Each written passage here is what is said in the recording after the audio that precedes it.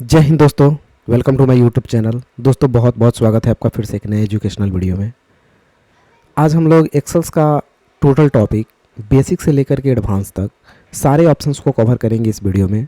तो दोस्तों आप वीडियो में ज़रूर बने रहें और आज आपको एक्सेल्स में बहुत नए ऐसे चीज़ सीखने को मिलेंगे। तो चलिए हम लोग वीडियो को स्टार्ट करते हैं और एक्सेल्स शुरू से लेकर के लास्ट तक हर एक ऑप्शंस को हम लोग सीखते हैं। अगर दोस्तों आप एक्सेल्स में बिगिनर हैं, अगर आप एक्सेल स्टार्ट करना चाहते हैं, अगर आप एक्सेल सीखना चाहते हैं तो ये वीडियो आपके लिए है। तो आइए दोस्तों हम लोग एक्सेल्स को स्टार्ट करते हैं और एक्सेल के बारे में समझते हैं। एक्सेल क्या होता है? दोस्तों सबसे पहले मैं बता दूं कि एक्सेल एक जो है माइक्रोसॉफ्ट ऑफिस का पार्ट्स है। यह एक एप्लीकेशन सॉफ्टवेयर है जिसमें हम लोग डाटा एंट्री से रिलेटेड वर्क को करते हैं, डिज़ाइनिंग बनाते हैं हम लोग रिपोर्ट का, बिलिंग का।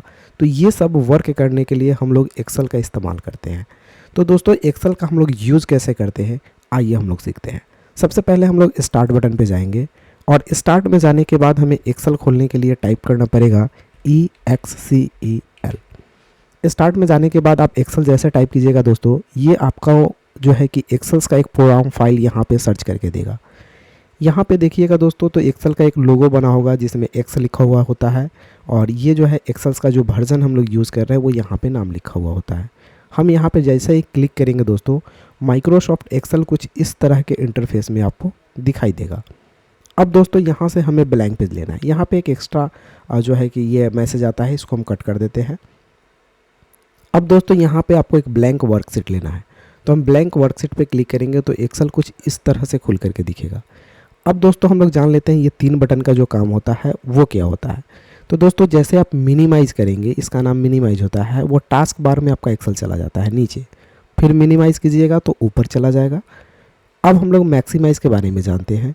मैक्सिमाइज़ पे क्लिक करेंगे तो एक्सेल्स का पेज आपका फुल स्क्रीन में हो जाएगा, फिर आप मैक्सिमाइज़ कीजिएगा तो ये हाफ स्क्रीन में हो जाएगा। आप मैक्सिमाइज़ करके अपने हिसाब से यहाँ से माउस का कर्नर रख के आप एक्सेल को पेज को अपने हिसाब से जितना बड़ा और छोटा करना चाहते हैं आसानी से लेफ़्ट क्लिक की मदद से कर सकते हैं। अब दोस्तों हम यहाँ से अगर बड़ा कर लेते हैं तो ये फुल स्क्रीन में हो जाता है। और एक ऑप्शन आती है क्लोज की। अगर एक्सेल मुझे बंद करने की ज़रूरत हो तो हम यहाँ से क्लोज बटन पर प्रेस करेंगे तो एक्सेल मेरी क्लोज हो जाएगी।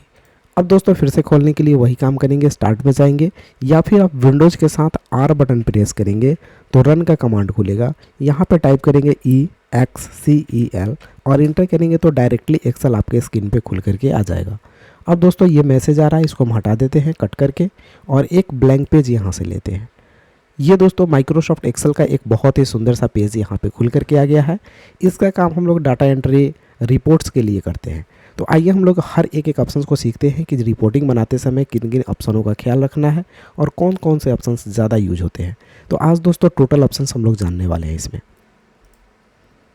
यहाँ से सबसे पहले हम ऑप्शंस आपको फाइल के बारे में बताएंगे दोस्तों। फाइल में हम अगर कुछ लिख करके सेव करना चाहते हैं तो कैसे करेंगे। जैसे फॉर एग्जांपल मैंने एक नाम लिखा यहाँ पे MANISH मनीष। अब दोस्तों इस नाम को हम सेव करना चाहते हैं इस एक्सेल्स के फाइल में, तो कैसे सेव करेंगे। हम फाइल में जाएंगे, फाइल में जाने के बाद दोस्तों आपको यहाँ पे एक सेव का ऑप्शन दिखेगा। यहाँ से सेव ऑप्शन पे क्लिक करेंगे। सेव ऑप्शन पे क्लिक करने के बाद यहाँ से ब्राउज ऑप्शन दिखेगा, इस ब्राउज ऑप्शन पे क्लिक करेंगे। क्लिक करने के बाद यहाँ से आपसे फाइल का नाम पूछा जाएगा कि आप किस नाम से सेव करना चाहते हैं। तो हम ए नाम से सेव करना चाहते हैं, मैंने फाइल का नाम ए दिया। अब यहाँ से हमने कहाँ पे सेव करना है वो लोकेशन मुझे यहाँ से देना है। तो आप जहाँ पे भी फाइल सेव करेंगे उसका लोकेशन आपको यहाँ पे देना होगा। तो हम एक लोकेशन दे देते हैं डेस्कटॉप। यानी ज़्यादातर जो डॉक्यूमेंट है दोस्तों फाइल है आपका वो डॉक्यूमेंट में सेव होता है, लेकिन आप लोकेशन बदलना चाहते हैं तो यहाँ से आप लोकेशन को चेंज कर सकते हैं। तो हमने डेस्कटॉप का लोकेशन ले लिया और ए नाम से फाइल को सेव किया। फाइल एक्सेल वर्कबुक में ही सेव होगा और इसको कर देते हैं हम सेव बटन। जैसे दोस्तों सेव बटन प्रेस करते हैं ये फाइल मेरा सेव हो जाता है, लेकिन कन्फर्म कैसे होते हैं कि ये फाइल मेरा सेव है कि नहीं है। तो दोस्तों ऊपर में आप यहाँ पे ज़रा ध्यान दीजिएगा, यहाँ पे आपका ए नाम का जो फाइल यहाँ पे आपको दिखा रहा है। तो ए नाम का जब यहाँ पे आपका फाइल नेम जो आपने दे रखा है वो नाम अगर यहाँ पे शो करने लगे, इसका मतलब है ये फाइल ऑलरेडी आपका सेव हो चुका है। अब आप आसानी से इसको कट कर सकते हैं। ये डाटा मेरा कट गया। अब फिर से खोलने के लिए वही काम करेंगे, हम विंडोज़ R बटन प्रेस करेंगे, एक्सेल्स को ऑन करेंगे। अब दोस्तों इसको हटाएंगे और ब्लैंक डॉक्यूमेंट लेंगे। अब जो मैंने ए नाम के फाइल को सेव किया है उस फाइल को अगर हम खोलना चाहते हैं तो खोलने के लिए फाइल में जाएंगे। फाइल में जाने के बाद दोस्तों हम यहाँ से यूज़ करेंगे ओपन बटन। ओपन पे जैसे हम क्लिक करेंगे यहाँ से रिसेंटली फाइल मुझे कुछ दिखाई देगा जो हाल फिलहाल मैंने सेव किया है। तो दोस्तों मैंने ए नाम का फ़ाइल सेव किया, तो हम यहाँ ए पे क्लिक कर देंगे तो ए नाम के फ़ाइल में जो मैंने मनीष नाम लिखा था ये नाम मुझे यहाँ पे शो कर रहा है और ए नाम का फ़ाइल मेरा यहाँ पे ओपन हो चुका है। तो इस तरह से फ़ाइल को सेव करके हम ओपन कर सकते हैं। अब दोस्तों बात आती है, इस फाइल की ज़रूरत नहीं है मुझे, पूरे के पूरे फाइल की ज़रूरत नहीं है, मुझे कुछ दूसरा फाइल बनाना है, दूसरा पेज लेना है। इसके लिए हम फिर से फाइल में जाएंगे। फाइल में जाने के बाद यहाँ से न्यू बटन पे क्लिक करेंगे, ब्लैंक डॉक्यूमेंट लेंगे तो हमारे पास एक नया डॉक्यूमेंट्स यहाँ पे खुल करके दिखेगा। अब दोस्तों अगला ऑप्शन जो है वो है सेव एज के नाम से। ये जो है वर्कबुक 2 के नाम से मुझे एक नया पेज मिल करके यहाँ पे खुला है। अब दोस्तों हम यहाँ पे जो है कि सेव एज का क्या यूज़ करते हैं, आइए उसके बारे में जानते हैं। जैसे दोस्तों मैंने बहुत सारे फाइल्स को यहाँ पे खोल रखे हैं, तो हम एक एक करके बारी बारी से पहले सबको बंद कर देते हैं, सबको बंद कर देते हैं। अब दोस्तों सेव एज का काम होता है कि जो फाइल पहले से आपका सेव है उसी फाइल को कॉपी करने के लिए सेव एज का इस्तेमाल किया जाता है। जैसे फॉर एग्जांपल मैंने यहाँ पे एक्सेल्स को ऑन किया, यहाँ से ब्लैंक डॉक्यूमेंट लिया। अब मेरे पास एक फ़ाइल था ए नाम का, हम पहले उसको ओपन कर लेते हैं, हम उसी फाइल को कॉपी करना चाहते हैं। तो ए नाम के फाइल को मैंने क्लिक करके ओपन कर लिया जिसमें मनीष लिखा हुआ है। दोस्तों मान लिया जाए इसमें एक और नाम हम लिख लेते हैं जैसे अनिल, और हम चाहते हैं इसको फिर से क्या करना, सेव एज करना। देखिए अगर हम सेव करेंगे तो ये ए नाम के फाइल में ही मनीष और अनिल दोनों नाम सेव हो जाएगा। अगर हम सेव एज करेंगे तो ये नाम जो है कि ए नाम से एक फ़ाइल आपका पहले जो था वो रहेगा जिसमें सिर्फ मनीष लिखा हुआ रहेगा, लेकिन अभी जो फाइल नेम देंगे हम वो अलग होगा, बी होगा, जिसमें ये दोनों नाम रहेगा। तो चलिए हम क्या करते हैं, फाइल में चलते हैं। अब हम यूज करेंगे सेव एज का। फिर से हम लेंगे ब्राउज ऑप्शंस, इसको भी डेस्कटॉप पे ही सेव कर लेते हैं। तो लोकेशन मैंने डेस्कटॉप को चूज़ कर लिया, यहाँ से फाइल का नाम बी रख लिया और यहाँ से कर दिया सेव। अब दोस्तों ये फाइल बी नाम से सेव हो गया। अब आपके पास दो फाइल है, एक ए नाम से फाइल है, एक बी नाम से फाइल है। तो ए नाम के फाइल में सिर्फ मनीष लिखा रहेगा और बी नाम के फाइल में मनीष और अनिल दोनों लिखा रहेगा। मीन्स अगर किसी फाइल को डुप्लीकेट करना चाहते हैं, उसमें कुछ लिख करके नया से सेव करना चाहते हैं, तो हमेशा आप यूज़ करेंगे सेव एज का। अब दोस्तों बात आती है, बहुत इंपॉर्टेंट बात है प्रिंट करने का, कि फ़ाइल को हम लोग प्रिंट कैसे करते हैं। अब दोस्तों प्रिंट करने के लिए यहाँ से जैसे फाइल में जाएंगे हमें प्रिंट का एक ऑप्शन दिखाई देगा, हम यहाँ से प्रिंट ऑप्शन पे क्लिक करेंगे। जैसे दोस्तों प्रिंट ऑप्शन पे क्लिक करेंगे कुछ इन्फॉर्मेशन यहाँ पे आपको दिखाई देंगे, जैसा कि आप देख पा रहे हैं। डायरेक्टली अगर हम प्रिंट पे क्लिक कर देते हैं तो प्रिंट आउट तो आएगा, लेकिन कैसा आएगा ये मुझे पता नहीं।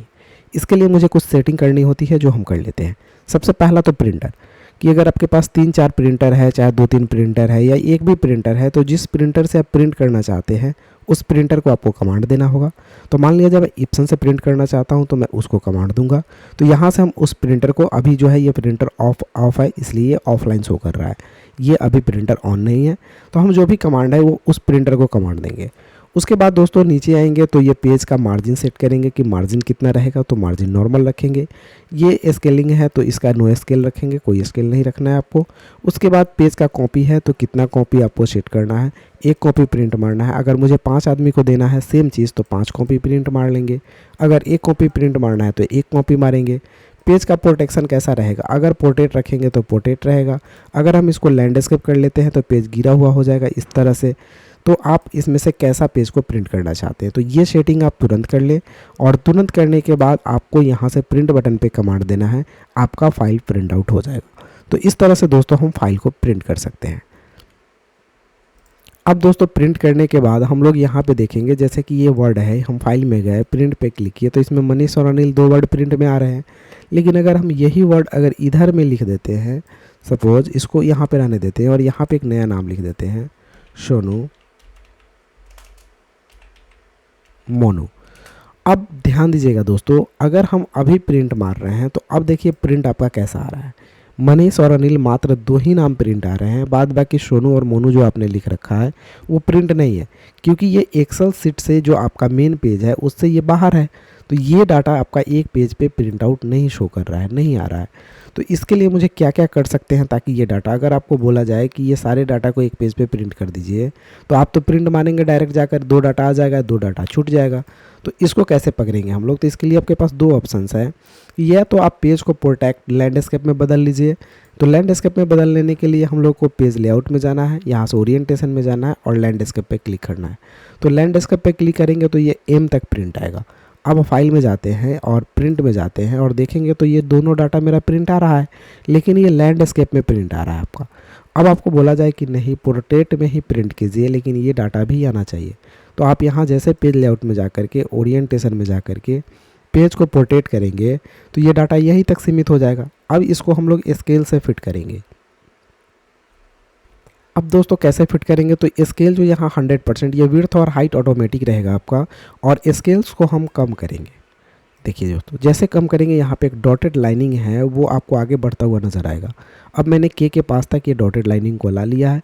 अब एक बार चलते हैं फाइल में और प्रिंट ऑप्शन पे क्लिक करते हैं। तो देखिए दोस्तों ये दोनों नाम भी आपका उसी में एडजस्ट हो गया है। तो ये प्रिंट करने का बहुत ही अच्छा तरीका है दोस्तों कि आप कभी भी डाटा को प्रिंट कर रहे हैं और कुछ पार्ट आपका छूट जा रहा है तो आप स्केल से यहाँ से जा करके उसको मैनेज कर सकते हैं, या फिर पोर्ट्रेट में अगर मैनेज होने वाला है तो लैंडस्केप और पोर्ट्रेट करके हम मैनेज कर लेंगे। तो इस ऑप्शंस के थ्रू आप बहुत अच्छे से प्रिंट मार सकते हैं। अब दोस्तों प्रिंट करने में एक और यहाँ पे लोचा है कि अगर आप चाहते हैं कि एक्सेल्स के पेज में एक ग्रिड लाइन जो आपको दिखाई दे रहा है ये ग्रिड लाइन प्रिंट आए कि नहीं आए, तो अगर हम यहाँ से प्रिंट बटन पे क्लिक कर देते हैं ग्रिड लाइन में, अब हम चल करके अब प्रिंट को देखते हैं तो ये प्रिंट में आपका लाइनिंग शो करेगा, यानी ये लाइनिंग आएगा।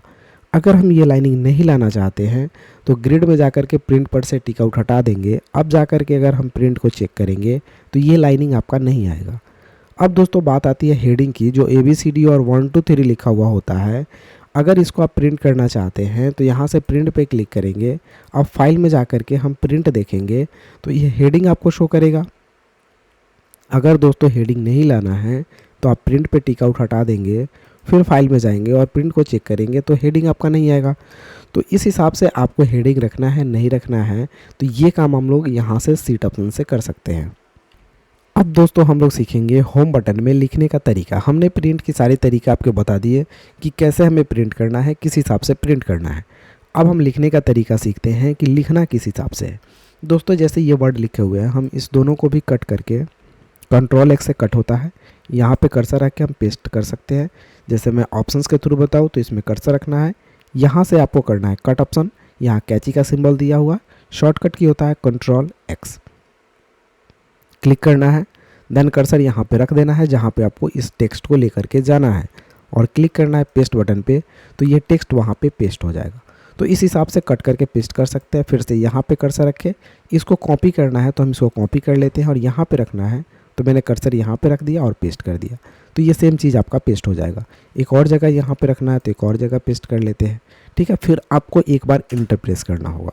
अब दोस्तों इसको हमको क्या करना है, डिलीट कर देना है। तो सेलेक्ट करके कीबोर्ड का डिलीट बटन या फिर यहाँ से कट बटन पे क्लिक करके और इंटर करेंगे तो ये डाटा आपका कट जाएगा। अब दोस्तों बात आती है कि इस टेक्स्ट को आपको डिज़ाइन कैसे करना है। तो हमने टेक्स्ट को सेलेक्ट कर लिया, यहाँ से बोल्ड कर लिया तो बोल्ड हो जाता है, फिर वहीं से नॉर्मल होगा। यहाँ से इटैलिक करेंगे तो हल्का टेक्स्ट आपका टेढ़ा होगा, फिर नॉर्मल होगा। अंडरलाइन करेंगे तो इसमें 2 प्रकार के लाइनिंग दिए हुए हैं, यहाँ सिंगल अंडरलाइनिंग तो एक लाइन से अंडरलाइन होगा, फिर डबल लाइनिंग करेंगे तो डबल लाइन से अंडरलाइन होगा।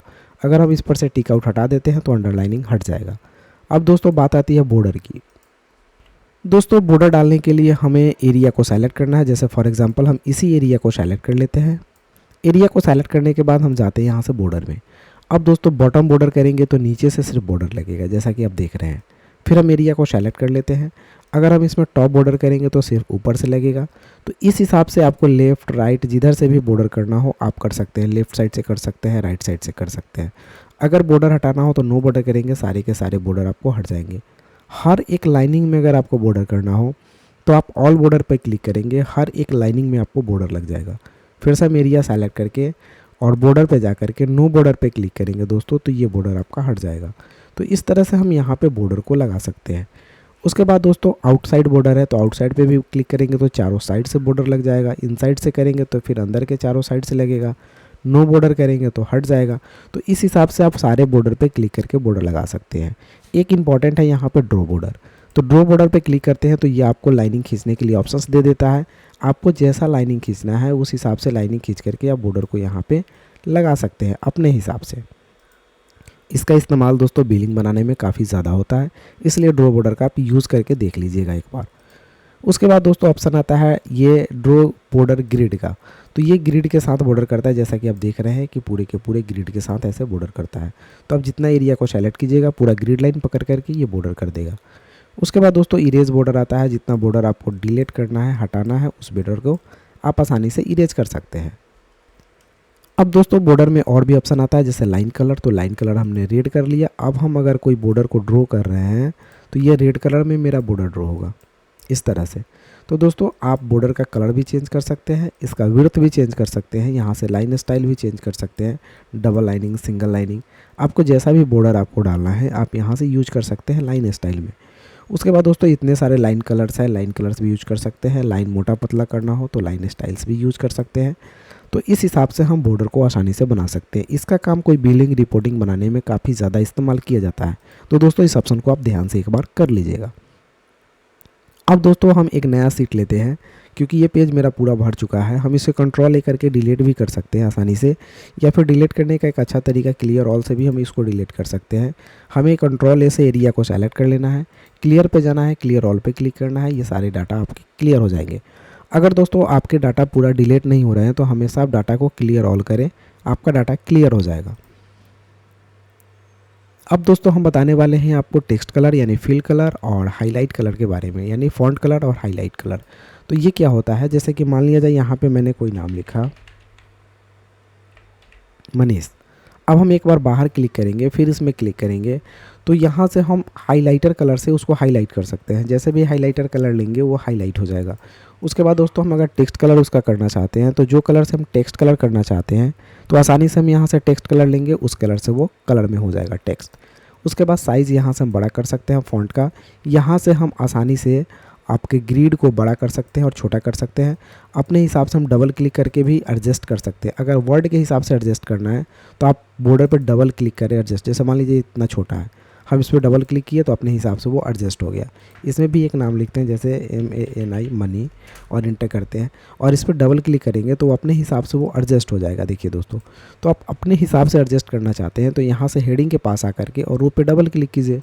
अगर आपको खुद से बढ़ाना है तो इसी जगह पे जा करके ऐसे बढ़ा करके आप उसको बड़ा और छोटा अपने हिसाब से कर सकते हैं, जैसा कि आप देख रहे हैं। अब दोस्तों इसी तरह आप कॉलम को भी बड़ा छोटा कर सकते हैं आसानी से। यहाँ से हेडिंग के पास आकर के 1 2 3 आसानी से बड़ा छोटा कर सकते हैं। लेकिन दोस्तों इसमें वक्त काफ़ी ज़्यादा लग जाता है। अगर आपको ढेर सारे वर्ड लिखने हैं और आपको कॉलम और सेल बराबर में चाहिए, ऐसे बराबर में भी नहीं दिखता है, जो कि देखने में बिल्कुल अभी बकवास लग रहा है। लेकिन कभी कभी होता है कि ज़रूरत पड़े थोड़ा बहुत काम के लिए तो हम लोग बराबर कर लेते हैं। लेकिन दोस्तों पार्टिकुलर एरिया की वजह से आपको जो है कि हमेशा सेम सेल में हाइट एंड विड्थ रखना है और बहुत सारे सेल्स का रखना है। तो उसके लिए आप अगर पार्टिकुलर ऐसे करते हैं तो आप नहीं कर पाएंगे, ये आपका जो है गलत हो जाएगा। इसके लिए हम एक नया सीट लेकर के ये तरीका बता रहे हैं। आपको जितना एरिया करना है उस एरिया को आप सेलेक्ट कर लें। सेलेक्ट करने के बाद यहाँ से फॉर्मेट में जाए। फॉर्मेट में जाने के बाद रो हाइट का ऑप्शन दिखाई देगा आपको। अब दोस्तों इस रो हाइट पे हम जैसे क्लिक करेंगे, ये बाय डिफ़ॉल्ट 15 दिखाई दे रहा है 15। हम इसको बढ़ा करके 30 कर लेते हैं दुगुना के रेट में और इसको कर देते हैं ओके। तो देखिए दोस्तों ये विड्थ आपका 30 हो गया 15 से, और जितना मैंने सेल को सेलेक्ट किया है उसी सेल का विड्थ ये बढ़ा है। तो देखिए दोस्तों इस तरह से आसानी से आप बढ़ा सकते हैं। हमने फिर से इस सेल को सेलेक्ट कर लिया और इसका हम क्या कर लेते हैं, हाइट विड्थ बढ़ा लेते हैं। फिर से हम फॉर्मेट में जाते हैं, कॉलम विड्थ पे क्लिक करते हैं। ये 8.43 है, हम इसको कर लेते हैं सपोज 20। अब दोस्तों हम ओके बटन पे क्लिक करेंगे तो देखिए ये पार्टिकुलर जो है कि हर एक सेल का हाइट एंड विड्थ आपका बढ़ चुका है। तो इस हिसाब से अगर आप पार्टिकुलर जो है कि एक बार में बढ़ाना चाहते हैं रो एंड सेल का हाइट, तो आप यहाँ से यूज कर सकते हैं रो हाइट और कॉलम विड्थ। अगर दोस्तों फिर से आपको नॉर्मल करना हो तो आप कीबोर्ड का कंट्रोल जेड करेंगे तो फिर से नॉर्मल हो जाएगा, या फिर आप इसी जगह पे हाथ जा करके रो हाइट पे जा करके फिर 8 कर लेंगे या फिर जो था वही कर लेंगे तो ऑटोमेटिक आपका कम हो जाएगा। चाहे यहाँ से ऑटो फिट पे भी क्लिक कर लेंगे तो ऑटोमेटिक कम हो जाएगा, या फिर डिफ़ॉल्ट पे क्लिक कर ले या ऑटो फिट कॉलम विड्थ पे क्लिक कर ले। तो ये यहाँ से हम बढ़ा भी सकते हैं और ऑटो फिट भी कर सकते हैं। तो ये सेल की साइज़ बढ़ाने के लिए हाइट हो या विड्थ हो काफ़ी ये ज़रूरी का चीज़ है आपका ये ऑप्शंस फॉर्मेट का। अब दोस्तों हम लोग अगला चीज़ सीखते हैं।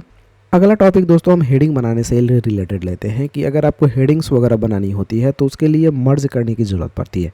जैसे इसमें आप देख ही पा रहे हैं कि बहुत सारे ग्रेडेड लगे हुए हैं जहाँ पे हेडिंग बनाना काफ़ी मुश्किल है। तो हम एरिया को पहले सेलेक्ट कर लेते हैं। सेलेक्ट करने के बाद एक ऑप्शन यहाँ मर्ज एंड सेंटर का देता है। इसमें कुछ ऑप्शंस है, जैसे सबको देख लेते हैं। अगर मर्ज एंड सेंटर या मर्ज सेल करते हैं तो दोनों का सेम काम होता है। यहाँ से हम मर्ज एंड सेंटर पे क्लिक करते हैं तो ये मर्ज कर देता है कुछ इस तरह से। अगर हम एरिया को सेलेक्ट कर लेते हैं और मर्ज अक्रॉस सेल पे क्लिक करते हैं तो कुछ इस तरह से मर्ज करता है। हम एरिया को सेलेक्ट करते हैं और मर्ज सेल पे क्लिक करते हैं तो कुछ इस तरह से मर्ज करता है। अब दोस्तों तीनों मर्ज को आसानी से देख सकते हैं, लेकिन फिर से आपको नॉर्मल करना हो तो एरिया को सेलेक्ट करके आप अनमर्ज पे क्लिक करेंगे तो फिर से यह नॉर्मल भी हो जाएगा। तो इस हिसाब से हम मर्ज कर सकते हैं अपने हेडिंग्स वगैरह को बनाने के लिए। जैसे मान लीजिए इन दोनों सेल को मिला करके मुझे एक बनाना हो तो हम सेलेक्ट करके मर्ज कर लेते हैं। अब ये सेल आपका एक हो जाएगा। फिर यहाँ दोनों को मिला के बनाना हो तो मर्ज कर लेते हैं। तो इस हिसाब से दोस्तों अगर आपको सिर्फ रो को मर्ज करना है तो हमने सेलेक्ट करके मर्ज अक्रॉस कर लेते हैं। तो अगर इस हिसाब से कोई हेडिंग कोई डिज़ाइनिंग अगर आपको बनानी हो और एरिया को मर्ज करने की ज़रूरत पड़े तो आप आसानी से यहाँ से मर्ज कर सकते हैं। अगर दोस्तों फिर से नॉर्मल करने की ज़रूरत पड़े तो पुनः सेलेक्ट करना है, अनमर्ज पे क्लिक कर देना है, आपका पुनः नॉर्मल हो जाएगा। अब दोस्तों एक बात आता है व्रैप टेक्स्ट का, इसका क्या काम होता है। जैसे यहाँ पे कोई वर्ड लिखा गया हुआ है MANISH मनीष स्पेस KUMAR, एक नाम है दोस्तों मनीष कुमार। हमने बाहर क्लिक किया और ये आप देख सकते हैं कि किस हिसाब से वर्ड लिखा हुआ है। यहाँ भी बाहर हो गया, यहाँ भी बाहर हो गया। अब हम आपको बोले कि ये एक ही सेल में आप इसको मैनेज कर लीजिए। सेल एक्चुअली में बोलते किसको है, ये जो एक खंड है इसको सेल बोलते हैं, और ऐसे जो खींचा जाता है इसको हम लोग कॉलम बोलते हैं, और ऐसे वाले को क्या बोलते हैं, रो बोलते हैं। अब दोस्तों आपको जो क्राइटेरिया दिया गया है कि इस एक सेल में ही इसको कर देना है, तो इसके लिए हम इस पर क्लिक करके व्रैप टेक्स्ट पे क्लिक करेंगे तो देखिए दोस्तों किस हिसाब से ये मैनेज हो गया है। अगर ये इधर उधर भी हो जाए तो हम यहाँ से सेंटर कर लेते हैं तो ये बिल्कुल अच्छा सा आपको वर्ड दिखने लगेगा। तो इस हिसाब से हम लोग व्रैप टेक्स्ट का काम करते हैं। जब आपको एक ही खंड में एक ही सेल में ऐसे लिखा हुआ डाटा लिखना पड़े, आप हमेशा डाटा एंट्री में कहीं पे भी अगर देखते होंगे जहाँ पे आपको प्रिंट आउट मिलता है तो इस हिसाब का टेक्स्ट आपको लिखा हुआ दिख जाएगा। तो ऐसा लिखना एक्सेल्स में बिना व्रैप टेक्स्ट का काफ़ी मुश्किल है। आप व्रैप टेक्स्ट का इस्तेमाल करके ही ऐसा वर्ड को लिख पाएंगे। अब दोस्तों हम लोग टेक्स्ट को हम रोटेट करना समझते हैं कि इस टेक्स्ट को रोटेट करना हो तो कैसे करेंगे। इसके लिए हम सेल को थोड़ा सा और बड़ा करते हैं और यहाँ से हम हाइट को भी बड़ा करते हैं। ये मेरे पास वर्ड है, इसको हम यहाँ से सेंटर और यहाँ से सेंटर में कर देते हैं तो ये बीचों बीच हो जाता है। अब हम यहाँ पे जाते हैं जिसका नाम है रोटेशन। तो यहाँ पे रोटेट के लिए हम जाते हैं ओरिएंटेशन पे। अब इस पर जैसे हम क्लॉकवाइज एंटी क्लॉकवाइज जैसे भी घुमाना चाहते हैं टेक्स्ट को, वैसे हम आसानी से ऐसे घुमा सकते हैं टेक्स्ट को। रोटेट अप है, वर्टिकल है, डाउन है। तो ऐसे वर्ड भी कभी कभी देखने को मिल जाते हैं जहाँ पे पतला एरिया है और आपको ऐसे वर्ड को डिज़ाइन करना है, फॉर एग्जांपल ऐसे वर्ड को। तो इस हिसाब से वर्ड डिज़ाइन करने के लिए आप आसानी से यहाँ से यूज कर सकते हैं ओरिएंटेशन ऑप्शन का। अब दोस्तों हम अगला टॉपिक जो जानने वाले हैं वो है नंबर से रिलेटेड। अगर हम कोई नंबर लिख रहे हैं जैसे 10 रुपया और हम 10 रुपये के बाद 2 जीरो देना चाहते हैं तो इसको बोलते हैं हम लोग डेसिमल पैलेस। तो हम इस वर्ड को सेलेक्ट करेंगे। डेसिमल पैलेस के लिए यहाँ से डेसिमल पैलेस हम अगर इंक्रीज़ करना चाहते हैं तो यहाँ पे क्लिक करेंगे। दशमलव के बाद जीरो का वैल्यू यहाँ से बढ़ता जाएगा जैसा कि आप देख रहे हैं। अगर दोस्तों ये दशमलव के बाद जीरो का वैल्यू कम करना है, अगर हटाना है तो आप यहाँ से डिक्रीज़ का इस्तेमाल कर लेंगे तो ये दशमलव के बाद जो है जीरो का वैल्यू कम हो जाएगा। अगर दोस्तों आपको 2 जीरो रखना है तो इस हिसाब से आप वर्ड को आसानी से रख सकते हैं इस डेसिमल पैलेस के हिसाब से। अब दोस्तों कोई वर्ड अगर हम टाइप करते हैं जैसे 1000 मैंने लिखा और बाहर क्लिक किया तो इसमें कोई कॉमा वगैरह यूज़ नहीं हुआ। अगर हम इसमें कॉमा यूज़ करना चाहते हैं तो यहाँ से हम कॉमा बटन पे क्लिक करेंगे तो दोस्तों ये कॉमा यूज़ हो जाएगा और साथ में डेसिमल पैलेस भी ऑटो सेट है, इसमें ऑटोमेटिक आ जाएगा। अब दोस्तों इस डेसिमल पैलेस को हटाना या बढ़ाना है तो आपको फिर से वही ऑप्शन यूज़ करना पड़ेगा, बढ़ाने के लिए इंक्रीज़ और हटाने के लिए डिक्रीज़। तो इस हिसाब से हम डेसिमल पैलेस का इस्तेमाल करते हैं, कॉमा का इस्तेमाल करते हैं। अब परसेंटेज का इस्तेमाल समझ लेते हैं। जैसे यहाँ पे मैंने एक वर्ड लिखा 10 और इसको परसेंटेज में कैलकुलेट करना है तो हम यहाँ से परसेंट पे देंगे तो ये ऑटोमेटिक परसेंट में कर लेगा। लेकिन मुझे सिर्फ 10% लिखना है तो हम एरिया को सेलेक्ट करके पहले परसेंट पे क्लिक करेंगे, देन हम इसमें टाइप करेंगे तो सिर्फ और सिर्फ उतना ही परसेंट आपको शो करेगा। आप डायरेक्ट डाटा लिखते जाइए, आपको परसेंटेज में वो डाटा आपको दिखाई देता जाएगा। अब दोस्तों बात आती है करेंसी की। अगर हम यहाँ पे इंडियन रुपीज़ दे करके या कोई भी देश की करेंसी दे करके और तब हम डाटा को लिखना चाहते हैं यानी नंबर्स लिखना चाहते हैं तो कैसे लिखेंगे। जैसे मुझे $10 लिखना है तो हम यहाँ पे क्लिक किए और यहाँ से हम डॉलर का सिंबल ले लिए फॉर एग्जांपल्स और यहाँ पे हम 10 लिखेंगे और इंटर करेंगे तो ऑटोमेटिक ये डॉलर के साथ में 10 आएगा, यानी ये आपका करेंसी के साथ में आएगा। इस तरह अगर इंडियन रुपीज़ आरएस लेना है आपको तो हम कर्सर यहाँ पे रख लिए और इसके लिए मुझे जाना होगा इस करेंसी पे। तो यहाँ पे तो कहीं करेंसी मुझे नहीं देखा इंडियन का, तो हम मोर अकाउंट करेंसी पे जाएंगे। अब दोस्तों कुछ इस तरह का फॉर्मेट सेल का एक इंटरफेस दिखेगा आपको। यहाँ से आपको जाना है करेंसी ऑप्शन पे, ये दिखा करेंसी। करेंसी में देखने के बाद यहाँ से सिंबल का ऑप्शन है, आप सिंबल पे जाइएगा और यहाँ से आप सिंबल आरएस का देखिए कहाँ लिखा हुआ है दोस्तों। थोड़ा तो टाइम लगेगा इसको खोजने में। तो हम यहाँ पे देख रहे हैं आरएस का सिंबल कहाँ पे है, RS Indian rupees for RS.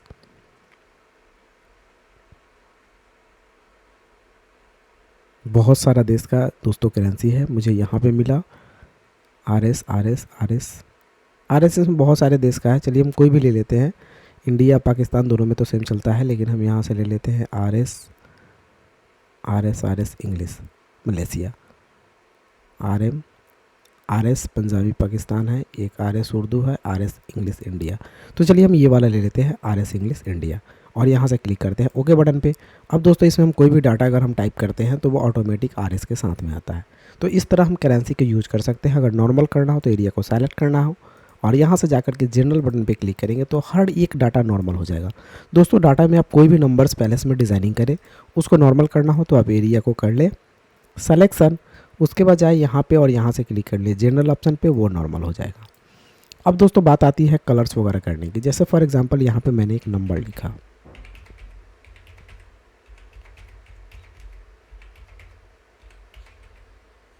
जैसा कि दोस्तों आपने देखा यहाँ पे मैंने एक नंबर लिखा 10 20 30 50 100 तक। हम इस एरिया को सेलेक्ट कर लेते हैं और इसको हम इसके अकॉर्डिंग कलर करना चाहते हैं, जो नंबर है उसके अकॉर्डिंग। तो हम यहाँ से कंडीशनल फॉर्मेटिंग में जाएंगे और यहाँ से कलर्स पे जाएंगे। देखिए दोस्तों ये डाटा उसी हिसाब से कलर कर रहा है जिस हिसाब से वो इंक्रीज़ कर रहा है, बढ़ रहा है, जैसा कि आप देख पा रहे हैं। हमने यहाँ से भी कलर किया तो देखिए उसी हिसाब से दोस्तों आपको कलर करेक्शंस मिल रहे हैं, जिस हिसाब से डाटा इंक्रीज़ करता जा रहा है, बढ़ता जा रहा है। तो इस हिसाब से अगर डाटा को आपको सेटलमेंट करना है, डिज़ाइन करना है, तो आप यहाँ से कंडीशनल फॉर्मेटिंग का इस्तेमाल कर सकते हैं। अब दोस्तों अगला टॉपिक है आपका format as table. Format as table का काम करते हैं किसी भी डाटा को तुरंत कलरफुल करने के लिए। मान लिया जाए मैंने एक डाटा यहाँ पे बनाया है, लंबा सा रिपोर्ट, और इस रिपोर्ट को कलर करना है, मुझे डिज़ाइन करना है। तो डिज़ाइन करने में हम यहाँ से अगर कलर करते हैं तो काफ़ी वक्त लगेगा, प्लस परफेक्टली कलर भी नहीं होगा।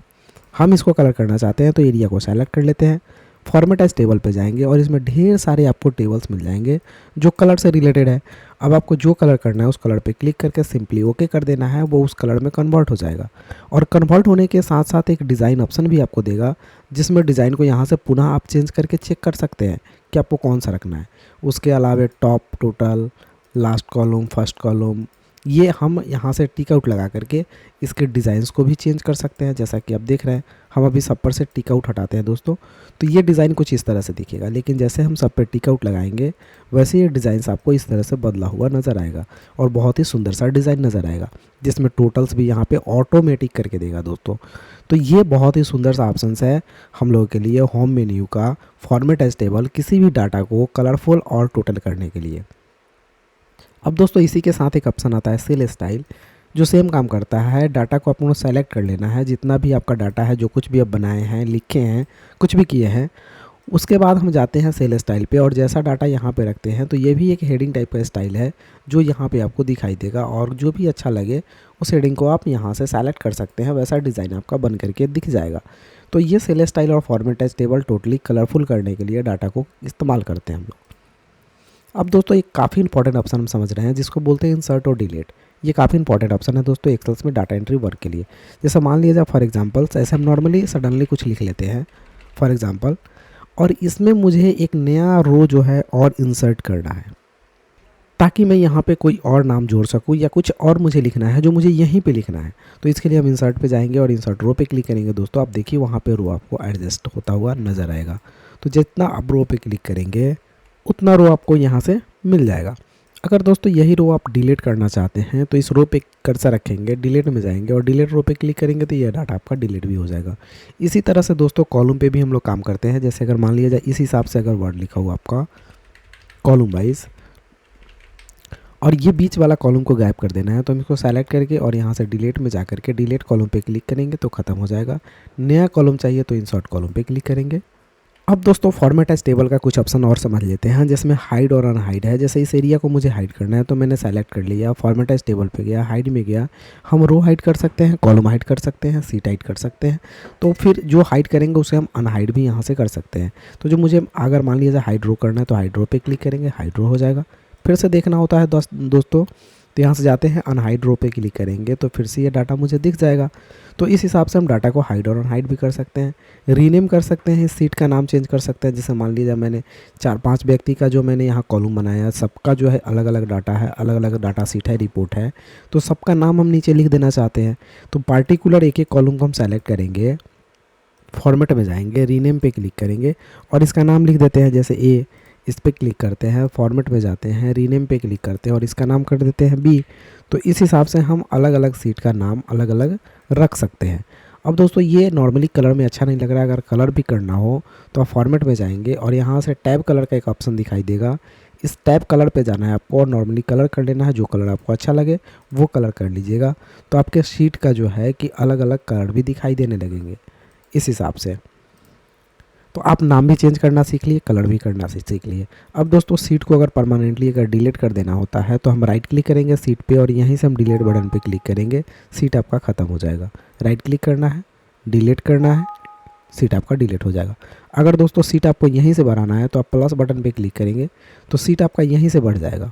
अगर दोस्तों सीट बढ़ाना हो तो आप इंसर्ट बटन से भी इंसर्ट सीट पे क्लिक करके बढ़ा सकते हैं। ये इंसर्ट सीट, तो यहाँ पे भी जा कर के बढ़ा सकते हैं और यहाँ से भी बढ़ा सकते हैं। डिलीट करना हो तो आप यहाँ से भी डिलीट कर सकते हैं, डिलीट सीट पे क्लिक करके, या फिर आप अगर चाहें तो यहीं पे राइट क्लिक करेंगे और डिलीट सीट पे क्लिक करेंगे, सीट आपका डिलीट हो जाएगा।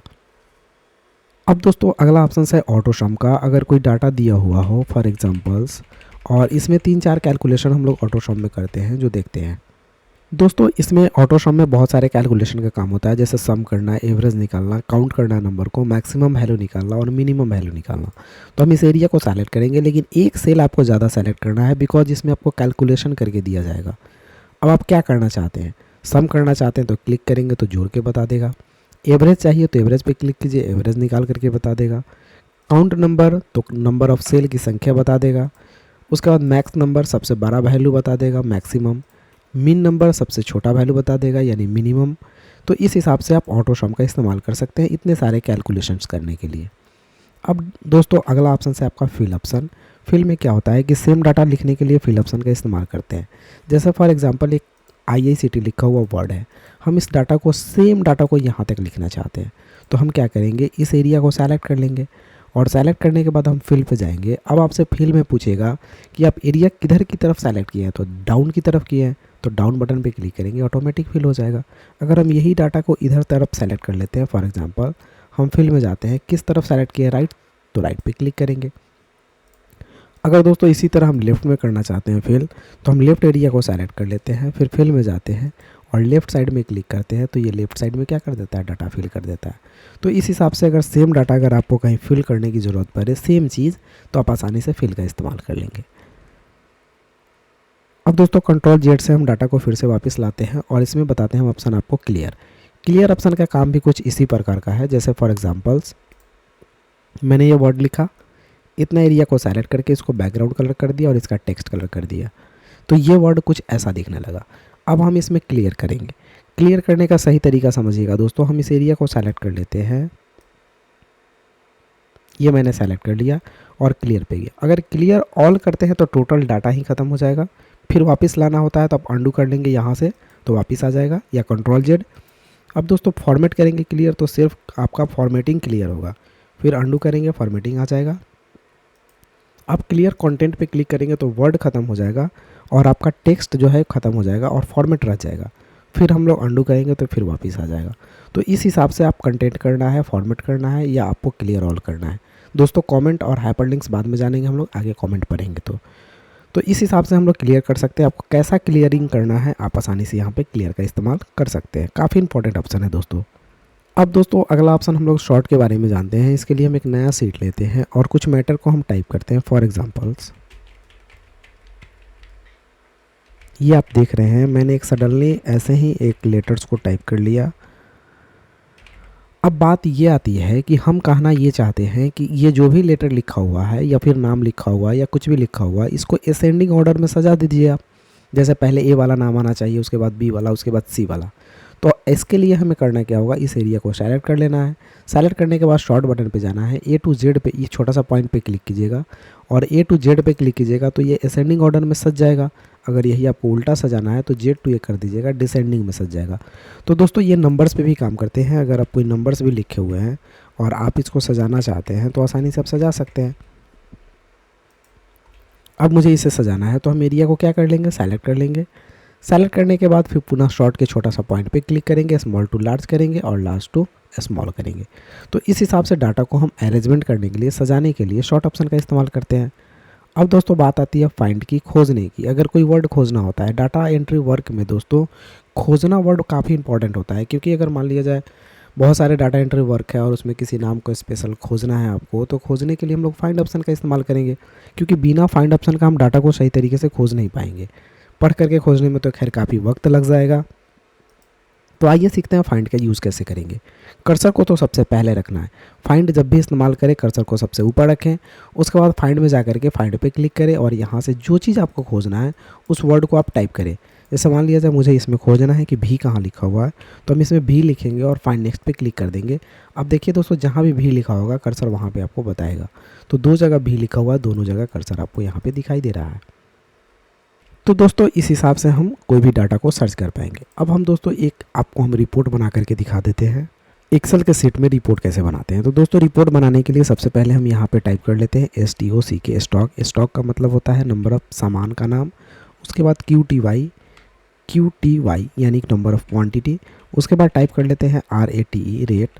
रेट का मतलब कितना से हम रेट उसमें लगा रहे हैं। उसके बाद अमाउंट टाइप करने के बाद अगर हम IGST लगा रहे हैं, IGST का मतलब होता है inter state goods and service tax, जो एक राज्य से दूसरे राज्य में सामान को ट्रांजैक्शन किया जाता है यानी भेजा जाता है। तो हम IGST ही लगा लेते हैं। कितना %? 12%। उसके बाद दोस्तों हम यहाँ पे निकालते हैं अब नेट अमाउंट। अब दोस्तों नेट अमाउंट को ये थोड़ा सा कॉलम अरेंज करना है, तो यहाँ डबल क्लिक किया, अरेंज हो गया। और इसको थोड़ा सा कम कर लेते हैं। एरिया को सेलेक्ट कर लेना है दोस्तों।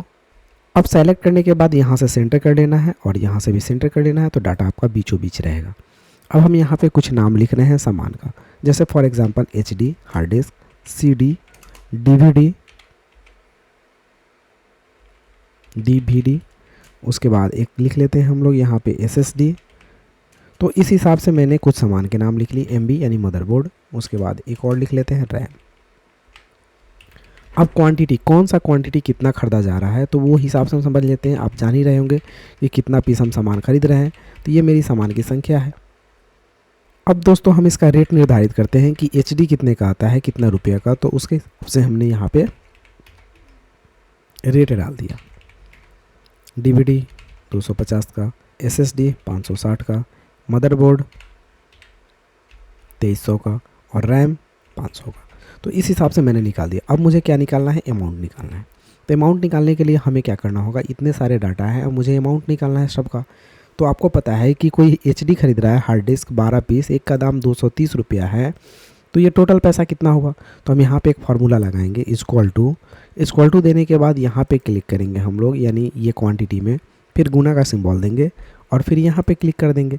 ऑटोमेटिक सेल की संख्या अपना ले लेगा। अगर इसको देखा जाए तो F नंबर और 4 नंबर, तो यहाँ पे नाम हो जाएगा इक्वल टू F4 और गुना, और ये G नंबर सेल में है आपका, यानी G नंबर कॉलम में, और ये 4 नंबर रो में, तो इसका नाम G4 हो जाएगा इस सेल का। अब हम इंटर करेंगे तो ऑटोमेटिक कैलकुलेशन होकर के आ जाएगा। अब आप सोच रहे होंगे कि सब में लिखना होगा क्या, तो नहीं, आपको इसमें कर्सर रखना है और कॉर्नर पे ये माउस को लाना है, तो प्लस आपका ऐसा हो जाएगा। देखिए कैसा चेंज हो रहा है। अब यहाँ पे आपको डबल क्लिक कर देना है या फिर लेफ्ट क्लिक के साथ में नीचे की तरफ खींच देना है। अगर नीचे की तरफ खींचने में परेशानी हो रहा है तो आप यहाँ पे कर्सर रखें और डबल क्लिक कर दें, ऑटोमेटिक निकल करके आ जाएगा आपका। अब IGST 12% निकालना है। अगर 12 पीस खरीद रहे हैं, 230 का रेट है, टोटल पैसा 2760 हुआ, तो 12% GST कितना हुआ IGST, तो हम यहाँ निकालेंगे इक्वल टू इतना का 12 और शिफ्ट के साथ हम 5 प्रेस करते हैं तो परसेंटेज का सिंबल आता है ऊपर में। अब दोस्तों जैसे हम इंटर प्रेस करेंगे तो ये 12% 331 रुपया 2 पैसे के 20 पैसे में आ जाएगा और इसको हम खींच लेते हैं नीचे की तरफ। तो इस हिसाब से मेरा यहाँ पे डाटा डिज़ाइन हो गया। अब मुझे नेट अमाउंट निकालना है, तो आपको पता है कि टोटल अमाउंट और टैक्स का पैसा दोनों जोड़ देंगे, नेट अमाउंट निकल जाएगा। तो हम यहाँ पे टाइप करेंगे इक्वल टू, और आप सम भी लिख सकते हैं और डायरेक्टली भी जोड़ सकते हैं क्योंकि मात्र 2 लेटर है। तो हम यहाँ पे टाइप कर लेते हैं सम का ही, ताकि आपको आगे कोई दिक्कत ना हो फ्यूचर में। इक्वल टू सम कहाँ से कहाँ तक, तो दोनों एरिया को सेलेक्ट कर लेना है। सेलेक्ट करने के बाद ब्रैकेट बंद करके इंटर कर देना है, तो आपको जोड़ करके ये पैसा मिल जाएगा 2760 और 331 3091 रुपया 2 पैसा। अब इसको हम ड्रैग कर लेते हैं नीचे की तरफ, तो ये निकल करके आ गया। अब यहाँ पे अगर आपको टोटल निकालना हो तो हम इस सेल में टाइप करेंगे TOTL टोटल, और यहाँ पे हम निकालेंगे इक्वल टू सम। सम का मतलब होता है जोड़ना, तो हम सम कर रहे हैं डाटा को। अब नंबर पूछ रहा है, तो ये सारे नंबर्स को हम सेलेक्ट कर लेते हैं ब्रैकेट के अंदर, ब्रैकेट क्लोज करते हैं और इंटर कर देते हैं, तो टोटल पैसा आपका इतना आ गया। अब दोस्तों इसको कलर वगैरह करना तो आप जानते हैं कि हम एरिया को सेलेक्ट कर लेते हैं, फॉर्मेट टेबल, और एक कलर कर लेते हैं, ओके कर देते हैं। अब दोस्तों इस तरह से ये डिज़ाइन आपको मिल जाएगा। हम इसको थोड़ा थोड़ा बड़ा कर लेते हैं, एडजस्टमेंट। अब दोस्तों आप देख सकते हैं कि कितना अच्छा सा रिपोर्टिंग का डिज़ाइन मैंने कर दिया और कितना कलरफुल और सुंदर सा दिख रहा है। तो इस हिसाब से आप जो है कि अच्छा सा एक डाटा एंट्री वर्क कर सकते हैं। दोस्तों मैंने इस वीडियो में बहुत सारे चीज़ों को कवर किया है। अगर आप मेरे चैनल पर नए हैं तो प्लीज़ चैनल को लाइक एंड सब्सक्राइब कीजिए, ताकि आपका आने वाला अगला एक्सेल्स का एडवांस वीडियो वो भी आपको मिलता रहे और आप अच्छा से डाटा एंट्री का वर्क सीख जाए। तो दोस्तों मैंने वीडियो काफ़ी लंबा हो गया और मैंने इतने सारे चीज़ आपको एक ही वीडियो में कवर किए जो बेसिक लेवल्स के थे। अब दोस्तों इसके एडवांस लेवल्स में मैं एक और वीडियो लेकर के आऊँगा, जिसमें और भी आगे हम लोग वर्क को जानेंगे। तो दोस्तों आप चैनल को ज़रूर सब्सक्राइब कर लीजिए और फिर मिलेंगे हम लोग अगले वीडियो में। तब तक के लिए take care, have a nice day, bye bye, thank you, जय हिंद।